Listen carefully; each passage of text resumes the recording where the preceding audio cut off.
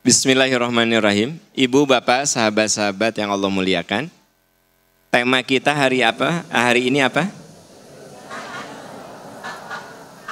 Berpisah dengan membawa berkah. Tak terasa hari demi hari kita lewati, dan ini adalah ahad terakhir kita di bulan Ramadan. Kita akan berpisah sebentar lagi ya. Dan saya sampaikan di awal Ramadan bahwa tiap tahun Ramadan pasti hadir. Hanya kita belum tentu hadir di situ. Yakinlah bahwa setiap tahun Ramadan itu selalu hadir. Tapi kita belum tentu hadir di situ. Nih alhamdulillah di Ramadan ini kita hadir. Ya. Ramadan hadir, ya kita bisa hadir. Ramadan depan, wallahu a'lam. Kita tak ada seorang pun yang bisa memprediksi bahwa Ramadan tahun depan kita masih bisa hadir. Nah, kita harus menerima kenyataan bahwa berpisah itu bagian dari sunatullah. Berpisah itu bagian dari sunatullah. Kita MPI datang jam 8, pulang setengah 11 berpisah. Nanti bertemu lagi, berpisah lagi. Tapi ada saat memang pada akhirnya tidak pernah bertemu lagi. Dengan suami begitu, Bu, ada saat bertemu, ada saat nanti berpisah. Yang memisahkan kita adalah waktu. Kita punya orang yang kita sayangi, sesayang apapun, kita harus siap mental bahwa dia satu saat akan berpisah. Ya, kita sayang sama anak, satu saat berpisah. Bisa kita yang meninggal atau anak kita yang meninggal. Jadi berpisah itu suatu yang harus dilalui oleh siapapun yang pernah bertemu. Kalau ada bertemu berarti ada berpisah. Itu mah sudah sunatullah. Sekarang bayangkan siapa orang yang paling ibu sayangi. Pada akhirnya bakal berpisah. Pada akhirnya. Hanya masalah waktu saja. Masalah waktu saja. Nah, Ramadan akan berpisah. Waktunya jelas. Tapi masalahnya apakah Ramadan yang meninggalkan kita atau kita yang meninggalkan Ramadan? Ya kita nggak tahu. Karena belum tentu juga ada orang yang umurnya sampai di akhir Ramadan. Ya kan? Ada takdir Allah di mana sebelum Ramadan berakhir dia sudah berakhir jatah usianya. Karena kita sepakati bersama bahwa rezeki paling akhir yang Allah titipkan kepada kita adalah umur. Itu rezeki terakhir. Jangan takut dengan umur karena ada rezekinya. Ya. Walaupun Anda berada di situasi yang sangat gawat, sepertinya tidak akan selamat. Tapi kalau rezeki umurnya masih ada, Anda masih bisa hidup.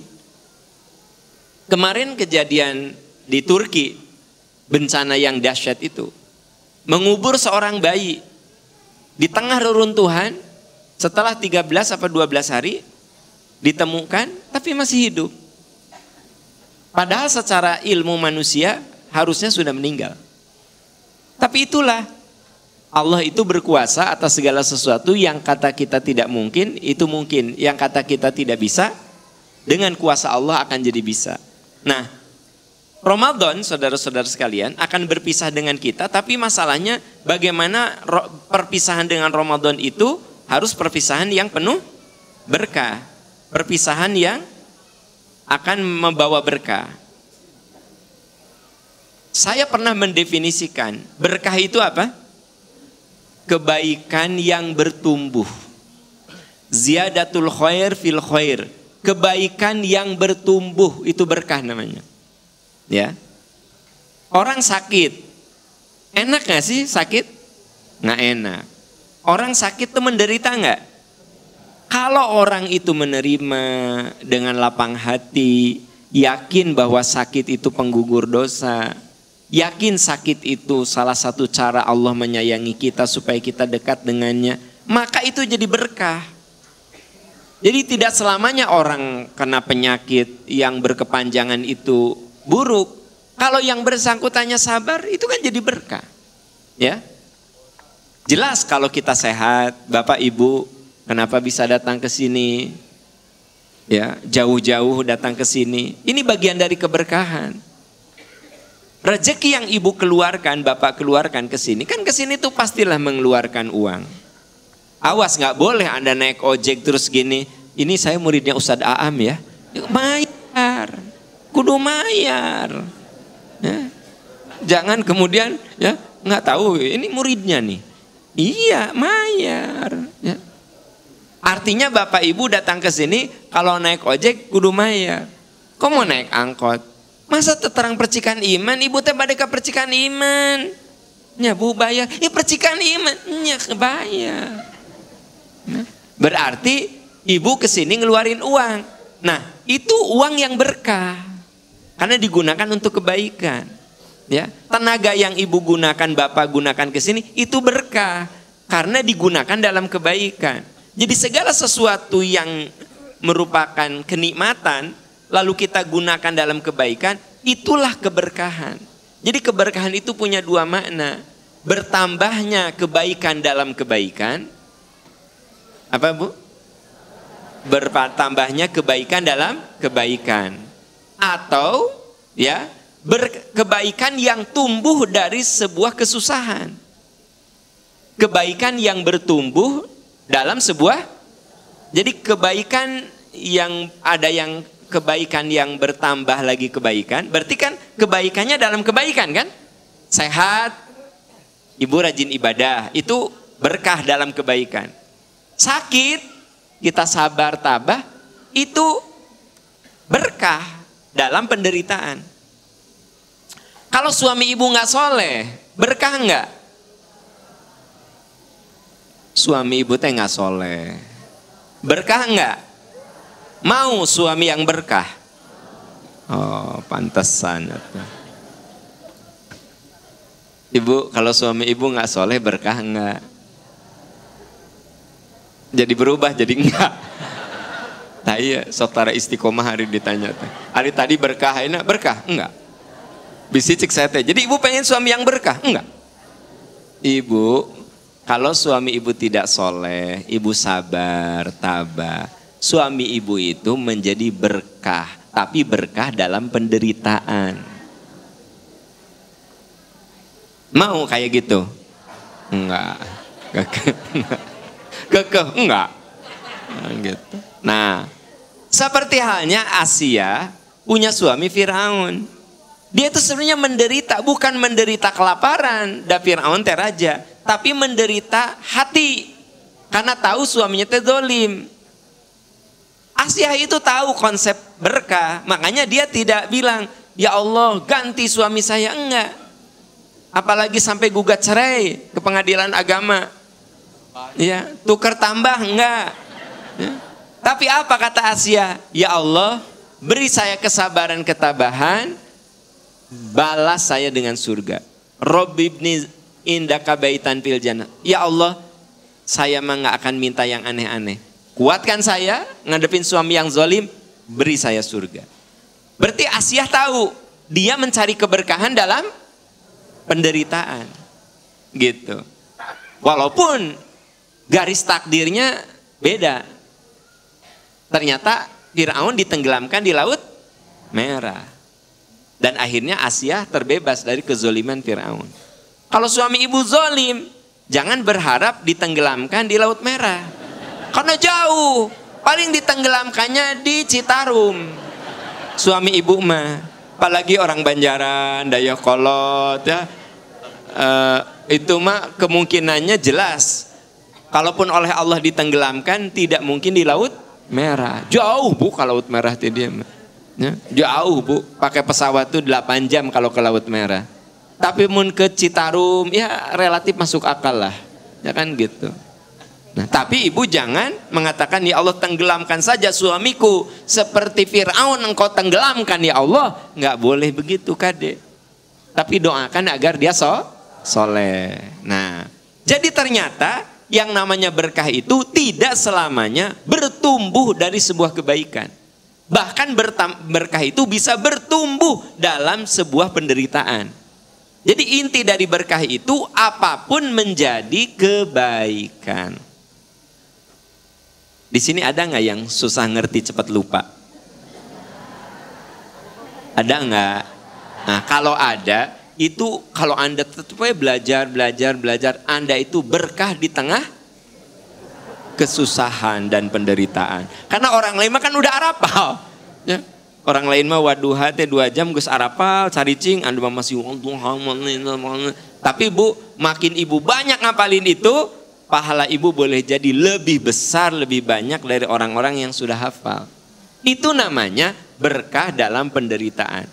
Jadi kita semua harus menjadikan Ramadan itu, betul kita berpisah dengan Ramadan, tapi bagaimana Ramadan ini membawa keberkahan. Nah saya ingin menunjukkan ciri-ciri orang yang diberkahi. Orang yang diberkahi itu satu, merasa nikmat di jalan Allah.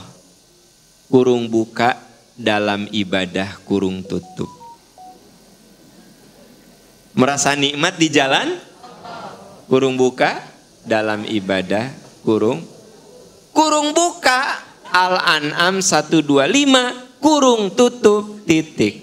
Ibu bapak, ciri bahwa hidup kita ini berkah, kita tuh bawaannya senang, nikmat, ya, dalam ibadah. Nah, bapak ibu, Anda jauh-jauh dari tempatnya masing-masing ke sini, tapi Anda menikmati. Insya Allah itu bagian dari keberkahan. Insya Allah bagian dari keberkahan. Ya Anda jauh-jauh tuh, ya. Bahkan orang yang tidak diberi berkah makia, ya Allah menikersaan. Teteh di ujung berung, ih dadai kanan. Lah, kumaha Bu? Kita ujung berung. Iya, dadai di ujung berung, ya Allah. Emang di ujung berung teh aya pangausan. Kan gitu. Hah? Di Lembang. Jadi ka Lembang ka Arjasari, di ujung ka ujung. Di ujung utara ka ujung selatan. Ya Allah, tapi Bapak nikmat weh. Nah, itu Anda diberi berkah. Nah, pokoknya gini Bu, Pak. Kalau kita merasa nikmat dalam kebaikan, ya, ada orang yang kalau udah bantu nikmat ya Bu. Ibu tanya, dana teh terbatas. Saya keponakan nu kudu dibantuan, ku ibu teh dibantuan. Nikmat terus ngabantuan teh. Ya. Cenah paam abi mah terus ngabantuan batur teh sok kieu asa gede teuing mere teh, asa kaduhung tah. Kan gitu tah. Eta jigana berkahna rada kudu di-upgrade deui teh.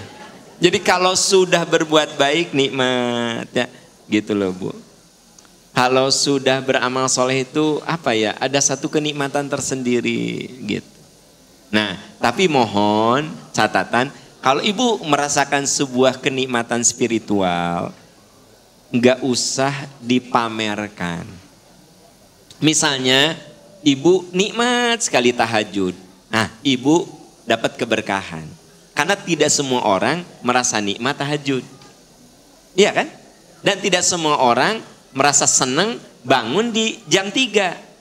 Ada Bu, begitu bangun jam 3, seneng banget. Sampai ngantuk juga hilang. Ada yang gitu. Ibu-ibu di sini kan sampai titik itu kan? Sampai titik itu kan? Amin. Nah, sampai titik di mana bangun jam 3 teh sugan. Kenapa? Seneng seperti kita mau bertemu dengan sang kekasih gitu. Kita wudhu, wah luar biasa. Nah, kalau yang itikaf mas 1:30. Saya sebenarnya menyarankan jam 1. Ya. Tapi bangunnya mati jam 1 saat di sana. Jam 1, ada yang 1:30. Ada juga di antara ibu bapak yang itikaf di sini mah nyaris tidak tidur. Nyaris tidak tidur. Ya. Ya. Kieu we ningalian kieu tah kieu. Kieu tah. Kieu terus ningali keluar gitu. Oh, kan gitu, ya. Mau baru rep ya datang panitia bangun. Nah, Bu, tapi Anda merasa nikmat. Nah, itu tanda bahwa kita dapat keberkahan. Ibu, hari ibu kalau lagi menyiapkan makan untuk suami, anak, merasa nikmat nggak? Berkah Bu. Ayah nusok amak-amakan. Sekali. Bu, Kalau suami bilang, "Mah, tolong dong bikinin kopi," ibu tuh seneng, happy. Ibu berarti hidupnya aya oge nu kieu, bikin tapi kan ini juga raja. Bikin nu kieu wage nitah. Raja. Gitu. Ya belah dia aya nu seserian. Jika nama kan bener Anda teh bikin kopi tuh ini juga raja. Mama kopi. Ku sorangan atuh kitu mah. Mah, anduk mah. Ibu teh senang ngambilin anduk teh.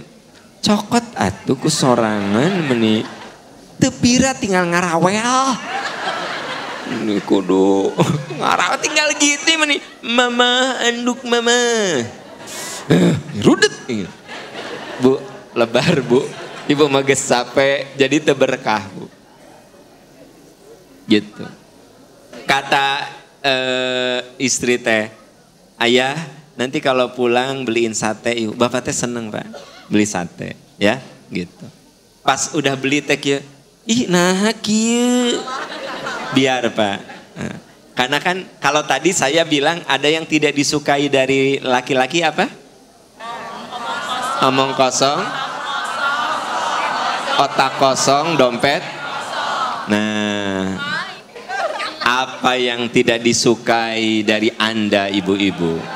Saya lupa tidak nyebut. Ya, ada sama 3 hal yang tidak disukai oleh laki-laki.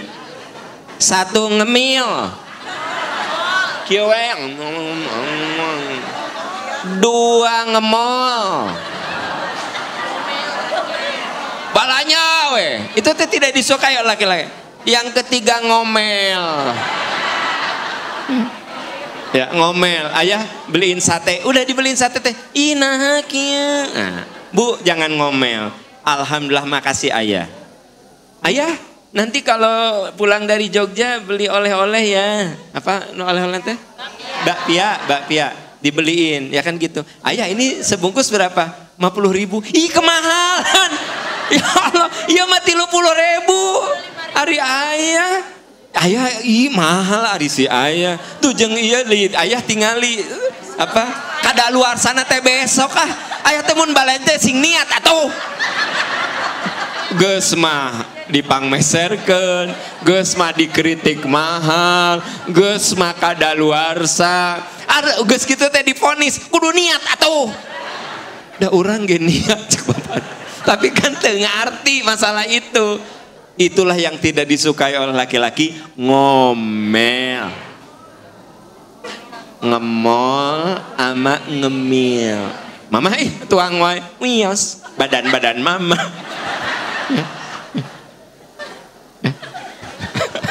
"Mama atueureun dahar wae." "Wios." Ini mah ya mah me time mama. Jadi me time na teh kieu we.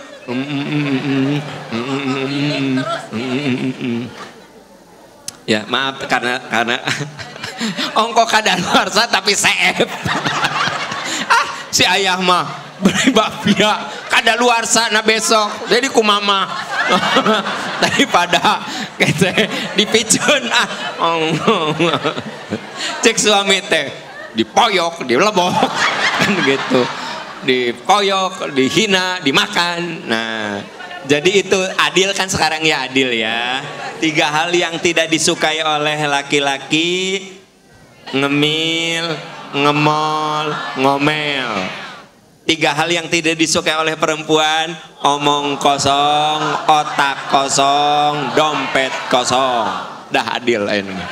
Dah. Nggak akan ngomong lagi ya ini mah, tidak akan bahas lagi. Kembali ke tadi bahwa orang yang Ramadannya berkah itu ada sebuah kenikmatan. Nah Pak Bu, termasuk begini, orang nanya ciri orang yang dapat Lailatul Qadar itu apa? Itu dia berkah. Setelah Ramadan semangat pada kebaikannya itu meningkat. Ya, jadi gini Bu, orangnya itu menjadi apa ya?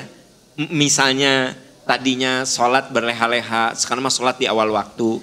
Tadinya seringkali rawatib itu bolong, sekarang mah rawatibnya rajin.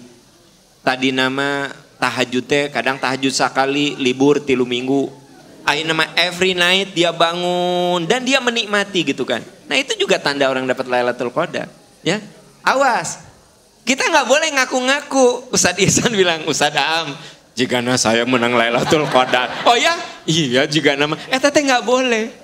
Ya, ya. Tapi Ustadz Ihsan di belakang nggak gitu. Cuma gini tadi malam, alhamdulillah banyak jamaah yang itikaf gitu. Itu ngaku-ngaku, jika abdi kenging Lailatul kan gitu. Karena tahu pasti ceramahnya masalah iya kan gitu. Awas loh bapak-bapak, jangan ngaku-ngaku dapat Lailatul Qadar. Teteh tinggali abdi bercahaya ente. Nah ente asa keng Lailatul Qadar. Ya. Kan aku kan itikaf kan di Masjid Peradaban. Coba tinggali wajah abdi, tinggali wajah. Kumaha gitu? Abdi manya asa ngarasa bercahaya. Cek babatan cahaya naon. Sing cik ngaca tuh cahaya naon ngaca. Nah jadi Lailatul Qadar nggak bisa diaku-aku ya. Apalagi kegeeran gitu. Apalagi jadi kesombongan. Ayah mah puasa udah berapa kali ayah puasa? Mama mah tiap Ramadan insya Allah Lailatul Qadar mama. Gitu. Jadi mama mah insya Allah tiap Ramadan Lailatul Qadar. Ustadz Ihsan di aus ayatnya. Rame ya Bu. Baik Bapak sekalian yang sudah dibuka ya surat Al-An'am surat ke-6 kita akan baca bersama-sama ayat 125 ya. Kita awali Bapak Ibu sekalian dengan isti'adzah. A'udzu billahi minasy syaithanir rajim. فَمَنْ يُرِدِ اللَّهُ أَنْ يَهْدِيَهُ يَشْرَحْ صَدْرَهُ لِلْإِسْلَامِ وَمَنْ يُرِدْ أَنْ يُضِلَّهُ يَجْعَلْ صَدْرَهُ ضيقا حرجا كأنما يصعد في السماء كذلك يجعل الله الرجس على الذين لا يؤمنون صدق الله العظيم.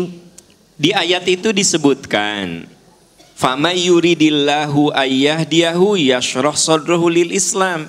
Siapapun yang dikehendaki Allah untuk mendapat hidayah, Allah akan bukakan hatinya untuk menerima Islam. Jadi orang tuh kalau dibukakan hati, kalau hati terbuka, jadi nggak beban gitu Bu.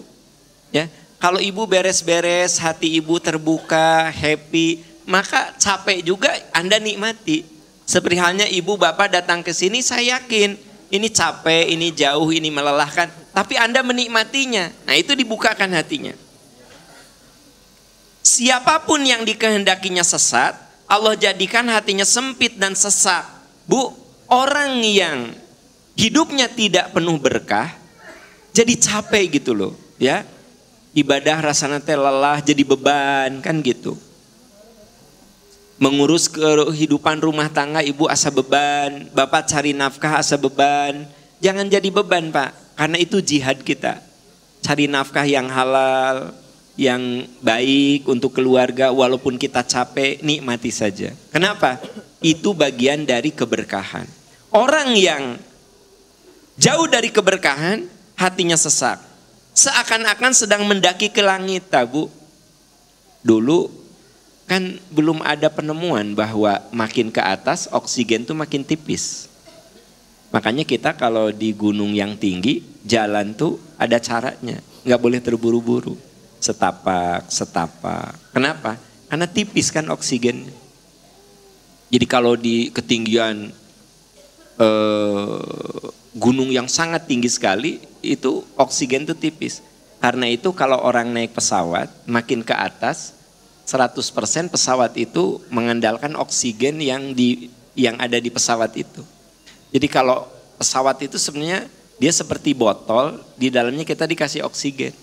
Seperti akuarium dikasih oksigen. Gitu. Di tengah ketinggian kan gitu. Karena makin dia tinggi, oksigen itu nyaris udah tidak ada. Nah, dulu kan belum ada ilmunya, tapi kenapa Quran mengatakan kalau kamu makin ke atas dari permukaan laut, makin ke atas kamu makin sesek, ya, makin sesek. Nah, orang yang tidak diberi hidayah, segala sesuatu tuh kalau bicara agama teh sesek gitu, ya. Ayah, ngaos yuk, ngaos naon rame nasi ngaji sih, ayah mah teu ngarti sih, apa sih? Ibu-ibu teh naon sih datang ka pengajian teh naon, aku teh nggak ngerti sih. Beringkat itu, beringkat dia, naon sih? Kenapa?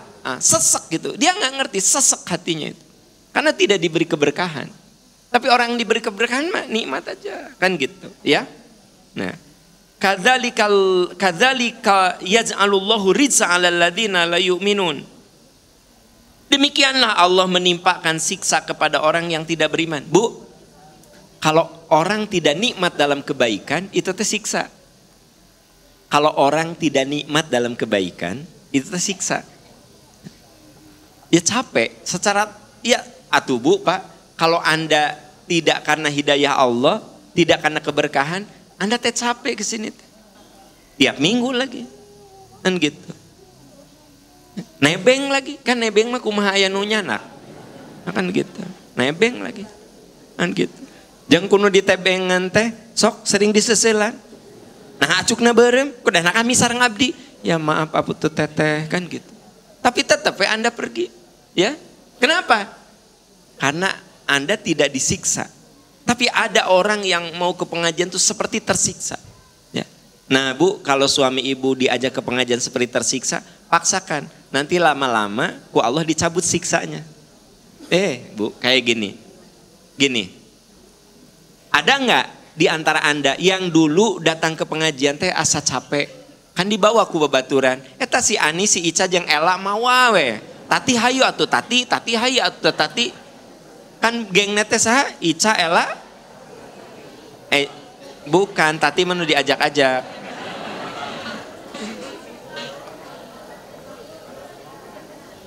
Ica, Ela, Esih.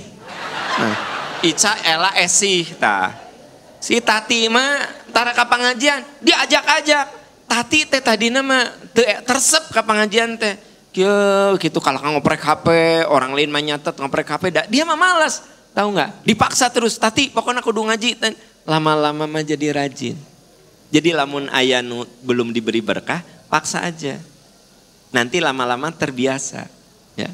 Seperti anak kita tidak suka sayur. Ayo minimal 1 sendok aja, satu aja.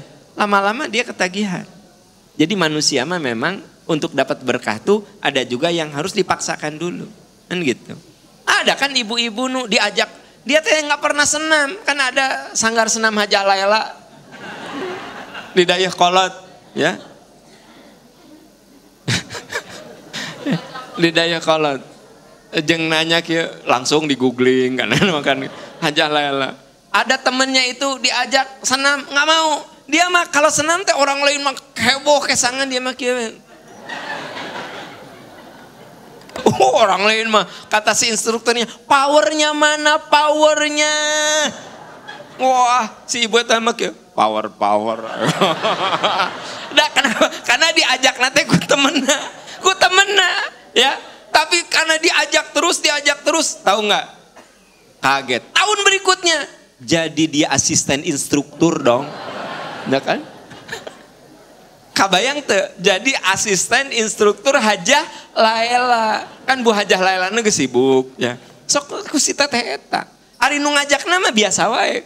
Tah gitu. Ada orang yang diajak ke pengajian, tadinya mah malas-malesan, tapi nu diajak tadinya malas-malesan, sekarang lebih giat, lebih semangat daripada nu ngajak. Mungkin nggak itu terjadi? Nah makanya jangan suka mengalah kalau ada yang belum dapat berkah teh. Terus diajak lagi, siapa tahu dia satu saat dibukakan pintu keberkahan dan dia jadi lebih semangat dari kita gitu, ya.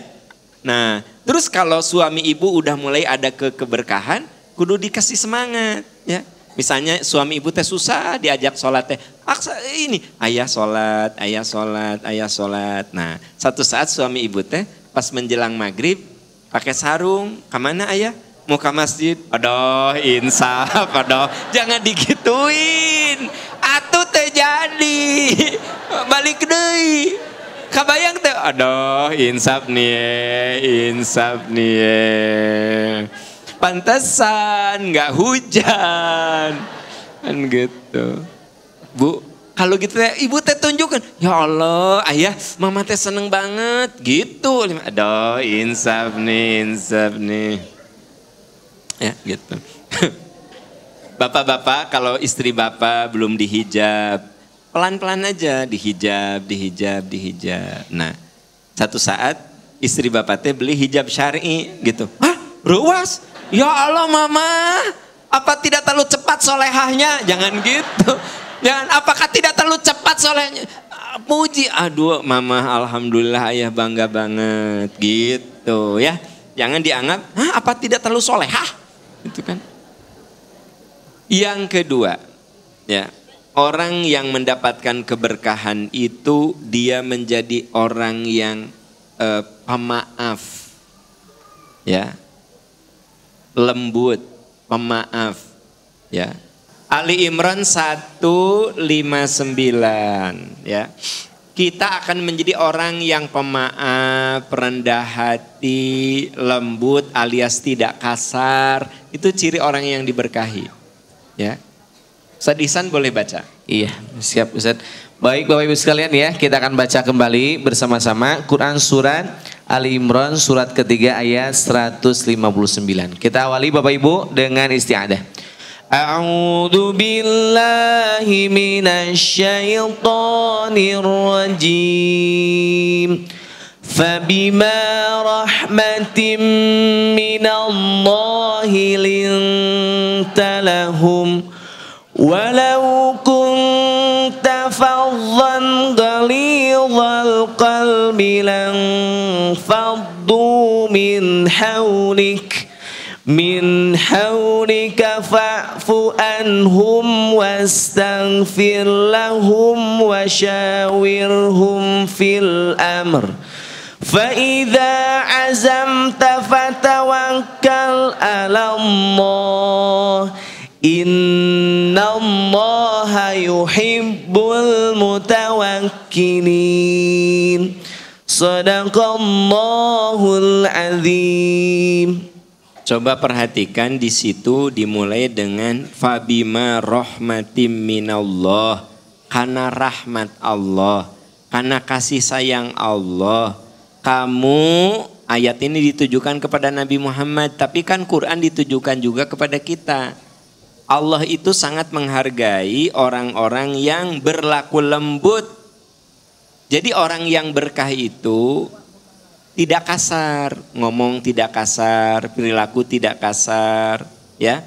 Seandainya kamu bersikap keras dan berhati kasar, tentu mereka menjauhkan diri darimu. Nah Bapak Ibu, kepada anak nggak boleh kasar, supaya anak itu tidak jauh hatinya dengan kita. Kepada suami ibu jangan kasar, supaya suami ibu hatinya dekat dengan ibu, ya. Bapak juga sama begitu. Kalau kamu kasar, mereka jauh, karena itu maafkan mereka. Nah, orang yang hidupnya penuh keberkahan, hatinya tuh lapang, penuh maaf gitu loh.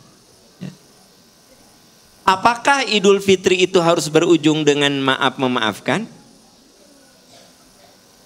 Apakah Idul Fitri itu harus berujung dengan saling memaafkan? Nah, untuk saling memaafkan tidak terikat oleh Idul Fitri. Ya, kapanpun bisa. Ya, Bu, hari ibu sok minta maaf ke suami. Kewe Idul Fitri. Eta teh ngomongna Syawal.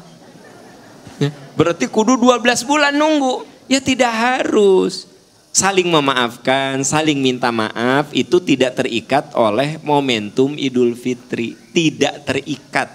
Fa'fu anhum, wastaghfir lahum, mohonkan ampunan. Tah, orang yang penuh berkah mah ketika disakiti malah didoakan yang baik-baik. Ibu pernah disakiti suami enggak? Ibu pernah disakiti oleh suami enggak? Jawabnya teh jangan dong, saya nah. Ibu-ibu mah. Ibu pernah disakiti suami? Jangan dong. Nya iya mah aya nu pernah. maafkan, doakan yang baik-baik. Berarti Anda diberkahi. Yang tidak atau belum disakiti mudah-mudahan tidak. Karena waktu saya tanya, ibu pernah disakiti suami? Jangan dong, bari rada molotot ke saya teh. Kan gitu. Maksud saya kalau kita pernah disakiti oleh suami, oleh istri bapak, oleh anak. Nah mungkin saja anak menyakiti kita. Ya mungkin omongannya nyelekit. Mungkin perilakunya nyakitin. Maafkan saja. Doakan yang baik-baik, ya kan? Awas, apalagi ke anak, nggak boleh ada kalimat laknat. Kalimat laknat tuh begini, anak ibu teh bangor pisannya. Ye, nanti kamu akan merasakan gimana capeknya seorang ibu. Ibu teh kesal sama anak teh hese pisan diaturna. Ada nggak di sini yang sampai keluar kata-kata, kamu nanti merasakan gimana capeknya jadi ibu ya? Gimana rudetnya, capeknya jadi ibu. Nanti kamu rasakan. Berarti Anda ngedoakan cucu Anda teh sama dengan Anda. Jangan gitu dong. Teteh atus nurut ka mamah teh. Sok ku mamah didoakan kamu teh nurut. Nanti kamu akan rasakan ya. Gimana capeknya jadi ibu. Gimana lelah hatinya jadi ibu. Sok kamu akan rasakan. Berarti ibu teh melaknat itu teh. Enggak boleh melaknat begitu. Enggak boleh. Ya. Nah. Bapak dihinakan oleh istri, lembur gaji sakieu. Rasakan kamu jadi salaki, moal mungkin Bapak. Moal mungkin. Rasakan kamu kalau jadi salaki. Kalaupun mau, rasakan kalau ayah sudah tidak ada. Kata ibu, aku cari ayah lain. Dasok gitu ada. Ayah wae jawabannya teh. Ayah wae gitu. Ya. Jadi ibu-ibu Pak, tong dilawan. Tong dilawan. Selalu ada jawaban yang bisa menembak Bapak. Yang mengejutkan, jawaban-jawaban yang mengejutkan. Ya. Ayah teh kalau kowe lembur, penghasilan cuma segini. Mama syukuri. Ya geges alhamdulillah. Sok mun papa geus maot gerak karasa. Cek ibu teh. Mama nikah deui. Nah leuwih beunghar ti ayah. Ayah we jawabanna teh ayah. Enggak. Ayah. Tapi suamina kan suamina kieu emang aya nu daekeun. Nah, tapi suamina teh alhamdulillah dia kan terbina di MPI. Jadi teu kudu dilawan teu. Emang aya nu daekeun jiga aya wae.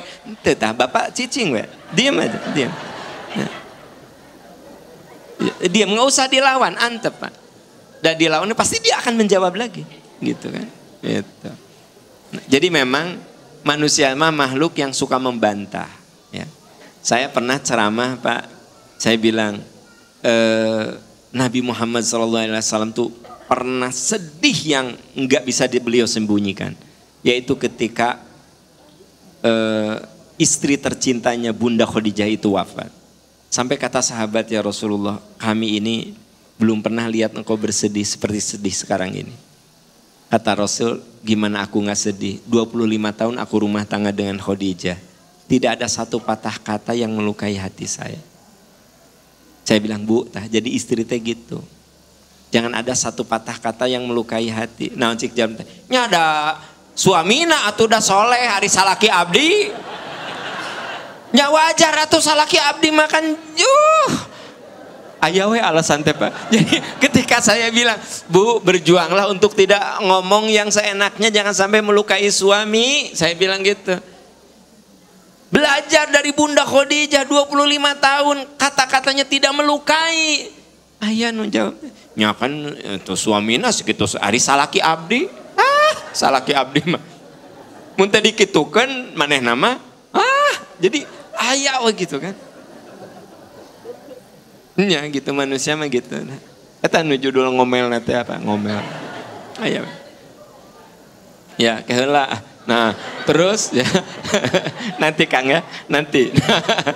Nah, ada lagi saya pernah tausiah. Saya bilang, hebat Bu. Asiah namanya. Sugan minta cerai, suaminya segitu zolim. Malah dia bilang, ya Allah beri saya istana di surga. Nyaho, dah salakina raja. Sedangkan orang yang mau salaki raja mau minta cerai atuh di istana. Kan salaki orang mah. Nah, aduh, sampai Ustaz Ihsan saya speechless ya. Jadi kudu ngomong naon deui nya. Semua itu ada jawaban. Ada. Speechless, saya speechless. Mantap bapak-bapak banyak yang kalau berdebat sama istri itu akhirnya menjadi bukan gini, menjadi laki-laki bijak, diam. Iya, ayah mah gimana mama? Gimana mama? Iya gimana baiknya aja. Ayah yakin keputusan mama yang terbaik. Nya ada mama mah penuh pertimbangan. Mohon. Cek ayah oge.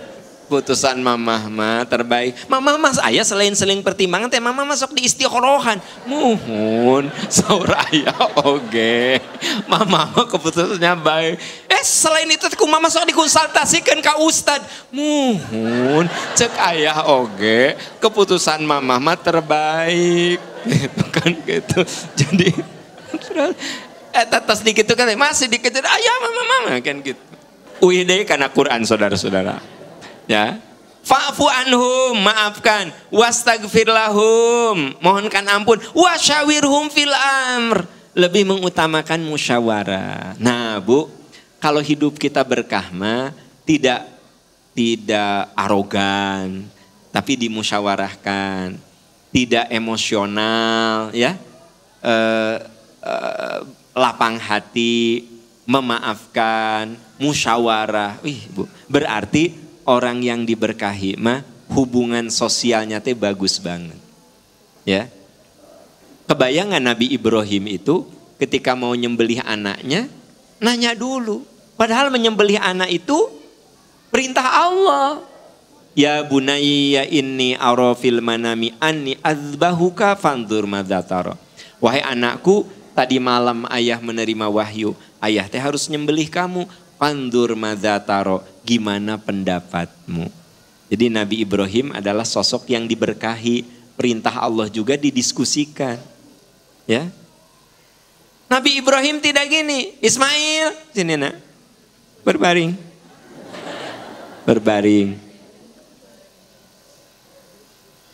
besok, kadakan besok. Kenapa ya? Cicing perintah Allah, kececet dipencit, enggak, dipencit, ya, langsung digor, enggak, tapi gimana pendapatmu, ya. Nah, kita juga ke anak gitu Bu, ibu mau masukin anak ke pesantren, tanya, nak, kamu kan kelas 5, nah setahun lagi insya Allah nanti di Percikan Iman, asramanya udah jadi, kamu mau nggak sekolah di Percikan Iman, tapi kamu nggak pulang. Paling ku mama ditengok seminggu sekali. Sekalian mama ke pengajian. Mama bisa ketemu sama kamu. Ya, gimana nak? Ditanya dari sekarang. Ulah iya mah ujuk-ujuk. Ya, begitu lulus teh. Packing, ya. Asupkan baju genep poeun. Seragam. Apa mama? Kamu ke pesantren. Naon? Geus mayar 30 juta. Bu, itu menjadi anak teh kaget. Tapi kudu ada sosialisasi nih. Ibu-ibu yang anaknya mau ke pesantren itu dari kelas 5 harus sudah sosialisasi. Harus dibawa, ditunjukkan. Sehingga nanti dia tidak kaget. Biasakan musyawarah. Ya. Nah, itu yang kedua. Yang ketiga, ya. Yang ketiga, orang yang mendapatkan keberkahan itu akan selalu qanaah dan syukur. Syukur dan qanaah. Syukur dan qanaah. Yang syukurnya coba lihat di An-Nahl 114.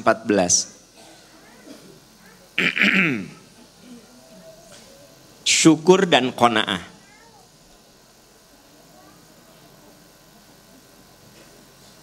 Surat An-Nahl 114.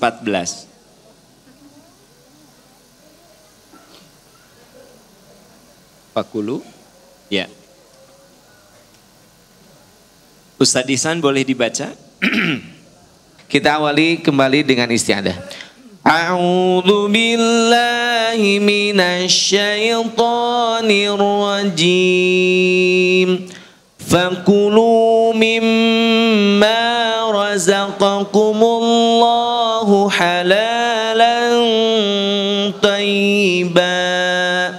Halalan tayyiban washkuru ni'matallahi in kuntum iyyahu ta'budun. Sadaqallahul azim. Fakulu mimma razaqakumullah. Makanlah yang halal dan baik dari rezeki yang Allah berikan kepadamu. Washkuru nikmatallah. Bersyukurlah kepada Allah atas nikmatnya jika kamu menyembah kepadanya. Ayat itu ada penegasan, sok kamu syukur atas segala nikmat Allah kalau kamu memang beribadah kepadanya. Jadi ternyata orang yang berkah mah selalu mensyukuri apa yang ada di genggamannya. Disyukuri saja, ya. Disyukuri, ibu bisa datang ke sini, alhamdulillah. Anak-anak baik-baik saja, alhamdulillah. Kenapa? Sebab rumus yang paling indah dalam hidup mah berterima kasih. Kalau orang sudah kurang rasa terima kasihnya, dia sendiri juga akan menderita, ya. Rasa terima kasih. Apalagi syukur ini diberi tambahan qanaah, ya. Qanaah itu artinya merasa cukup dengan apa yang ada di tangan kita. Jadi kalau berterima kasih mah menerima, ya, menerima. Kalau qanaah mah merasa cukup. Merasa cukup aja. Ibu kerudung punya berapa? 20. Merasa cukup. Jadi ketika Anda beli kerudung lagi yang baru, kerudung lama dikasihin. Tidak sampai si laci kerudung teh nepi ka ngaplek karena nggak masuk, ya. Jadi orang yang qanaah mah, udahlah ini juga cukup, gitu loh. Tapi ingat, qanaah mah dalam urusan harta, urusan dunia, urusan ibadah nggak boleh qanaah, ya. Mama, nahangan saayat, ayah alhamdulillah, mama mah saayat ge. Qanaah. Jadi kalau qanaah itu dalam urusan dunia gitu. Tapi kalau urusan ibadah nggak boleh qanaah. Kudu merasa kurang. Aduh aku tehnya alhamdulillah sih aku udah tahajud. Ima bukan ngomong ke orang, ibu mah dalam hati. Tong ka orang, tong ngomong misalnya saya Kang Ihsan saya tanya alhamdulillahnya tahajudnya udah rutin Kang Ihsan. Ngan saya teh jangan gitu bisa jadi ria. Terus gini, kita juga nggak boleh loh muji orang dengan ibadahnya. Karena akan merusak keikhlasan orang itu. Misalnya gini, ya. Kang Ihsan teh lagi baca Quran. Kang Ihsan, ini hari ke-10 misalnya. Kang Ihsan tuh udah baca surat-surat pendek. Kang Ihsan, hebat minggu pertama udah khotam. Itu teh nggak boleh. Ya. Nggak boleh. Kenapa? Karena saya memberi peluang bisi hati Kang Ihsan teh bukan nggak ikhlas, jadi ada unsuria. Ya. Ya. Kalau ada orang yang ahli ibadah teh jangan dipuji, kecuali mendidik. Aduh anak mama rajin ya Allah, udah sholat, eta mah apresiasi, gitu. Ya. Jadi orang kalau ibadah jangan dipuji. Sebab kalau Anda memujinya, khawatir Anda merusak ibadah dia. Gitu. Zaman Rasul ada kejadian seperti itu. Jadi Nabi melarang memuji, ya, oh Masya Allah, kamu ini sholatnya khusyuk pisan. Nah, oleh Nabi ditegur. Ya. Jangan sampai membuka pintu dia itu menjadi ria gitu. Ya. Nah, dalam ibadah kita nggak boleh qanaah. Kudu merasa aduh kurang. Ia mah ngomong teh dalam hati. Aku teh alhamdulillah ya tahajud itu sudah rutin. Tapi kan 10 menit. 11 menit rakaat pertama kulhu inna atoyna wal asri kulhu inna atoyna wal asri. Jadi sarakaat teh 1 menit. Nah, Anda kudu mengatakan, aku mah nanti harus nambah hafalan lagi. Biar nanti tahajudnya jangan 11 menit. Nambah hafalan lagi. Tahajudnya jadi 15 menit. Nambah hafalan lagi. Tahajudnya jadi setengah jam. Nambah hafalan lagi. Nah, Bu, kalau kita tahajud, hafal juz amma aja. Hafal juz amma aja. Dari jam 3 sampai jam 4 itu bisa namatin juz amma. Jadi modalnya juz amma tapi. Jadi sa sholat teh dari jam 3 sampai jam 4 teh pas. Bacaannya santai gitu. Bahkan mungkin ada beberapa surat nggak tamat juz amma. Dari mulai amma yatasa'alun, rakaat pertama amma yatasa'alun, rakaat kedua wan nazi'ati gharqa, rakaat ketiga ambasa wa tawalla. Nah, 3 nanti kalau pas surat-surat pendeknya beberapa surat gitu loh ya. Itu artinya kita semakin meningkatkan kualitas ibadah kita. Jadi dalam hidup urusan dunia kudu qanaah, merasa cukup ada yang ada di genggaman dan selalu menerima apa yang Allah berikan itu sabar. Yang keempat, terakhir ya. Orang yang hidupnya berkah, Ramadan yang membawa keberkahan akan membawa ke husnul khotimah. Ibu, kalau ayatnya, kalau dibacanya sih enaknya dari 190 Ali Imran sampai 195 bacanya ya. Tapi yang akan saya soroti hanya ayat yang 193 saja ya. Coba lihat ayat 193. Tapi ibu bapak mah kalau baca ayat ini enaknya dari ain tuh. Dari inna fi khalqi sampai dengan ayat 195. Tapi yang akan jadi sorotan kita adalah Ali Imran ayat 193. Mangga Ustaz Ihsan. Baik, kita awali kembali dengan isti'adah. A'udzu billahi minasy syaithanir rajim. Rabbana innana sami'na munadiyan yunadi lil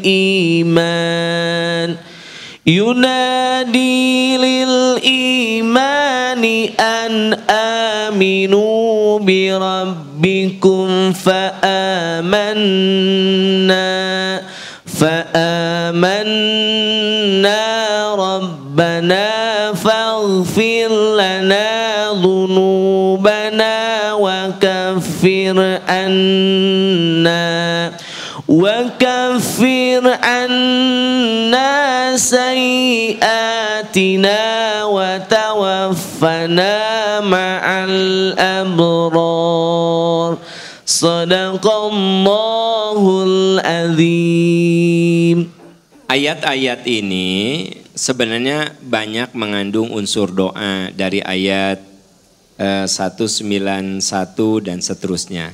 Di 193-nya, Rabbana innana sami'na munadiyan yunadi lil iman. Ya Tuhan kami, sungguh kami mendengar orang yang menyeru pada iman. Ingat, poin pertama tadi apa? Nah, nikmat di jalan. Jadi senang mendengar panggilan-panggilan yang membawa kepada keimanan. Yaitu berimanlah kamu kepada Tuhanmu. Maka kami pun menyambut panggilan itu. Lalu, ya Tuhan kami, ampuni dosa-dosa kami.